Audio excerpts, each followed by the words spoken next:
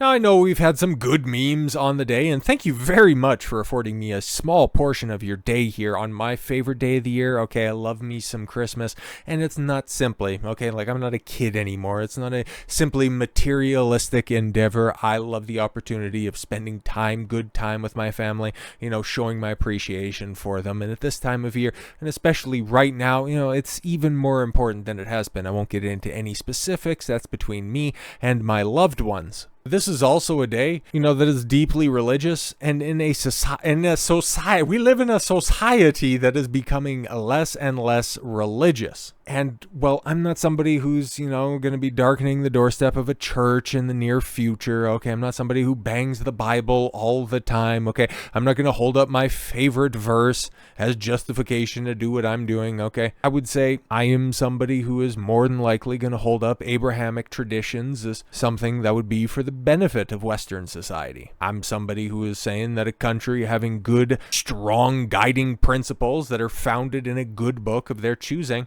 is a society and a culture that is better off than the opposition. And recently, doing some reading of the political variety, just seeing the degradation of society, United States society in general from the 1950s all the way through till today, further we stray from God, the less of a proper society we have become. And I think that turn, it's been a multifaceted problem, okay? It has nothing to do with the teachings. It has nothing to do with the book themselves, because those values, those stories are universal. And when they're properly conveyed, they are magic and they resonate with people. That's why they've been around for so long. That's why they've been adapted time and time again. They are universal truths that speak to people on a deep, deep level. So yeah, I think generally speaking, people are yearning to believe. They're yearning to have faith in a higher power. It's just some of the emissaries of those higher powers don't necessarily have a certain demographics, a best interest in mind. But let's take a look at this. Trump's faith journey mirrors America turning to God in challenging times, Cardinal Dolan says, because yeah, Donald Trump, if you knew of the guy back in the cut and as somebody who shares a name with him, and if you've ever done, I'd imagine, I don't think that this is unique to me, but just simply growing up and looking around and trying to find corollaries, people who also share your name, like who's the most popular, who's the most aspirational person that also shares your given name. And as Don is a relatively unique name. When it comes to high profile Donalds, it's like Sutherland and Trump. That was about it growing up, and it was like prior to 2015, not a big Donald Trump guy, okay? Wasn't a big reality TV show guy. The only thing that I knew him was he was divorced multiple times, and he was always just kind of a braggadocious asshole. And then the more I listened to the guy, it's like, I actually kind of like him. And so, yeah, with me having that somewhat tenuous connection, and as most people, who were just, following The Apprentice and stuff like that, never really associated Trump with God or anything like that. I'm sure he had his beliefs, and I'm sure he had his faith, obviously. But it was never something that pronounced. But since he got, or rather, raised his political standing to where it's been for the past decade, I would say it's inarguable to say that he's become less religious. I would say that he has definitely become more attuned with his faith, and generally speaking, I kind of think it's a good thing, okay? But let's see what the Cardinal has to say about this. As Christmas approaches, the message of glimmering hope in the darkness might feel more relevant than ever. Whether inspired by the weight of a corrupt world, personal sorrow, or the gloom that lingers during the short days of winter, people seem increasingly drawn to find the light. It's a message to take away from Cardinal Timothy Dolan, the Archbishop of New York, who leads midnight mass this Christmas. Cardinal Dolan shared the sentiment during an exclusive sit-down interview with Maria Bartiromo at St. Patrick's Cathedral in New York City. I wonder if they were in the pew where Opie and Anthony performed their most infamous stunt, or rather had somebody on their behalf do it. Anyways, the St. Patrick's Cathedral and that stunt is always just going to be linked in my mind together. Oh, shout out Sex for Sam. God, I'm an old head making O&A references, given the fact that I caught them after the entirety of their run, and we're now moving on where some of those old VODs on YouTube are like 13, 14, 15 years old. Holy Christ. Anyways, reflecting the signs that Americans have rejected the caricature of faith as nasty, destructive, harmful, and antiquated, prompting sales of the Bible and other books on spirituality to rise. Yeah, man, because people are looking for concrete answers. they're tired of listening to people who are like, oh, I have a belief. I'm more spiritual than anything, or I just kind of like go on vibes. It's like all of that shit is getting so long in the tooth. It's like, what has worked beforehand? Clearly, this whole progressive lean to society hasn't worked. There is a decided and marked shift in a more conservative way in a larger swath of the country, and honestly, it needs to be guided in the right direction. I think President Trump tapped into that. I've had talks with him before in the past. He was pretty blunt that he can't say that he was raised in a very zealous that he was, yes, raised a very zealous Christian, but he takes his Christian faith seriously. He has a lot of memories about Norman Vincent Peale, the famous preacher here in New York, down on Fifth Avenue, and I think he means it. Yeah, exactly. He continued. I think the assassination attempt kind of renewed him. There's something beyond me that I think is watching over me, and it got a task for me. And what he expresses personally seems to be expressed more and more throughout the world, and that's part of America. Yeah, and I don't think that is a dissimilar tale to people. Obviously, they go through traumatic times, and they're just looking for a guiding light, and they're just going directly towards it. Now, I share a similar tale, obviously. Like, I had a good friend growing up, and if I was to go over there and have a sleepover at his place for the weekend or vice versa, we'd have to make sure and go to church Sunday morning. So yeah, there was a good period of time of a few years where your boy was going every other weekend. And honestly, I got more of a wake-up call to not be so strict in going to church because of the people that were around there that just seemed so dyed in the wall and disassociated from the actual word, as opposed to simply being a part of a community. They like the idea of going to church more than actually listening to the word. And that is something, definitely getting older and seeing, where different communities come together. Taking a look at the church just as a guy right now, what exactly do they offer you?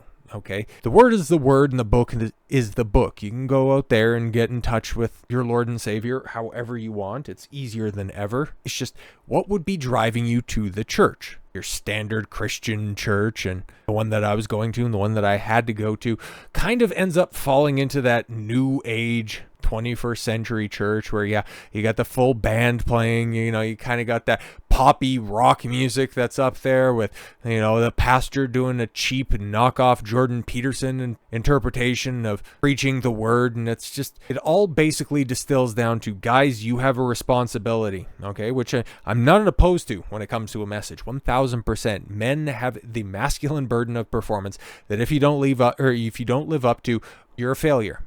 There is no escape hatch from guys. Either you perform or you're left by the wayside. It sucks, it's tough, but that's just the way that it is. But they preach about responsibility, but they never ever talk about authority. They never ever talk about enforcing boundaries, being a proper leader, and setting the course. They never want to do anything to upset the cash cow that is the female dollar. And that's why a lot of people are turning away from the modern church and then heading towards Orthodox Christianity, who, yes, talk about responsibility. There's a lot of that's over there. But they also give you the carrot to the stick in the form of authority. And yeah, young men leaving traditional churches for masculine Orthodox Christianity in droves. Ben Christensen was raised Anglican, church every Sunday, a religious school, and Christian camp every summer. But Christensen, 27, of Fairfax, Virginia, also found himself longing for a more traditional faith. The hard thing about growing up in the church is that there was a lot of change even in my lifetime. Yeah, I realized that there was really no way to stop the change. Now, he watched as traditions went by the wayside. The robed choir was swapped out for worship bands. Yep. Lines were blurred on female ordination, and long-held stances on LGBT issues shifted. Yeah, exactly. I cannot tell you, okay, because in Grand Prairie there are a fair few churches in general. Like there's a fair amount of places of worship. I would say it's more common than not to see some sort of a pride flag hanging from the window in these places. Like it's something, man. It was something that wasn't there not but 10, 15 years ago, but it is definitely prominent now. And honestly, if we're talking faith, I don't think sexuality has much to do with any of this stuff, especially the way that you would normally associate it with the teachings. All of that stuff was basically fungible and gave me a sense that the theological commitments are kind of fungible too. Yeah, exactly. Because when you start prioritizing something, other aspects are naturally just going to fall by the wayside. And, well, that's what we're seeing from churches all around the Western world. So Christensen began exploring other denominations in college and landed on perhaps the most traditional of all, Orthodox Christianity in 2022 at the age of at the age of 25. We're almost at 2025. Holy, he converted. It seems to me that the mainline denominations are hemorrhaging people. If you're still serious about being a Christian now, and there isn't really as much social status tied up in it, and you want something that has some heft to it, there's more of an awareness of orthodoxy than it used to be. I'm pretty sure we got an Orthodox church that are around here. Actually, I think I know exactly which one it is, but it's been a minute. Christensen, who works as a fundraiser for nonprofits, attends St. Mary's Orthodox Church in Falls Church, Virginia. Conversion means that he now must frequently attend confession, recite prescribed prayers, and endure extreme fasting, sometimes over 40-day stretches. Well, that's just during the day, right? I don't know, because a full 40-day fast, that's something. Weekly services are also, yes, highly ritualized and regimented and can last up to 2 hours. Yeah, but this is somebody who, I don't know, kind of likes his faith. And here you have people just, oh my God, like, oh, you just can't wash up like on a Sunday, and just pray all of your sins of the week away, and then you can just rinse and repeat and do it again. Oh my God, look at how structured this is. And he's like, yeah, that's definitely what I want. But he says it takes great comfort in the 2,000-year history of the tradition, the sense of structure and continuity. It's the exact same. It hasn't changed. It's not going to change. And I think there's a lot of Protestants who want a more traditional, grounded historical faith. And I can think young people especially, it makes sense because so much else in our life is changing all the time. Christensen's story isn't just anecdotal. As more and more Protestant churches unfurl pride flags and Black Lives Matter banners at the front gates, young men are tending towards more traditional forms of worship.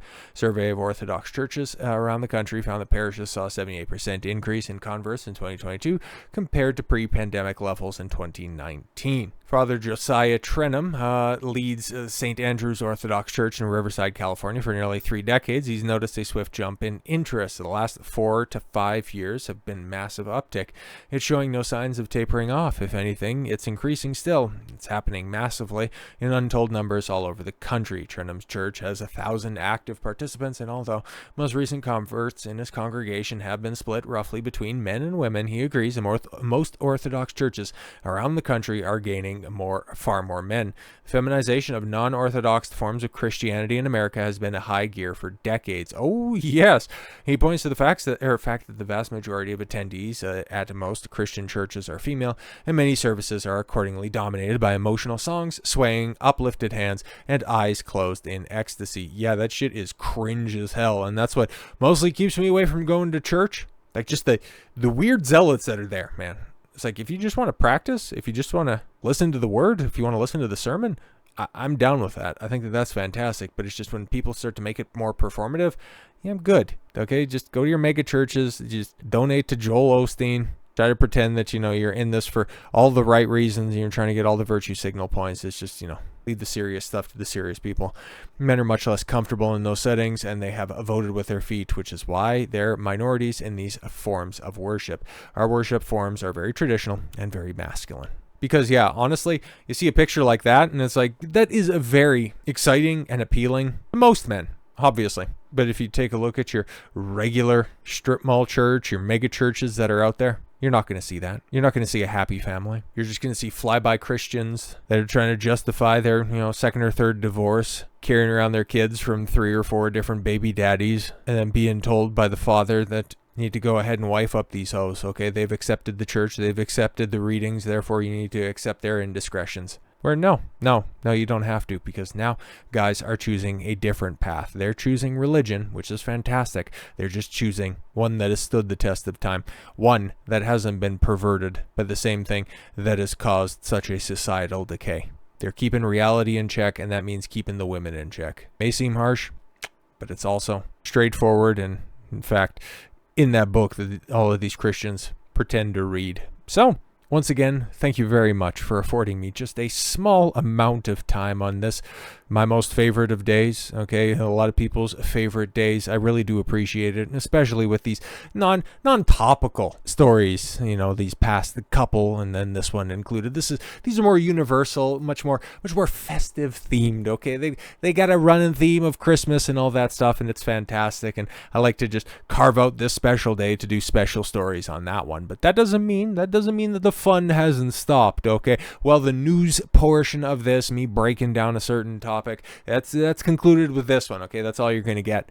Got something fun coming out here, and then the next hour or so. We've been doing everything since November. November and December have been wildly successful with these 4 videos a day. So the 4th one coming out, it's gonna be a little bit different. And if you guys were around last year, you might know what to expect, but you don't know exactly what to expect. But it's gonna be a lot of fun. You can kick back, you can relax, and well, I really do hope you appreciate it, because I had a lot of fun doing it. So yeah, do enjoy, and thank you once again for the gift of your time. I've been Don Consuelo. I want you to follow your gut and get after it. Take care, everyone, and once again, Merry Christmas.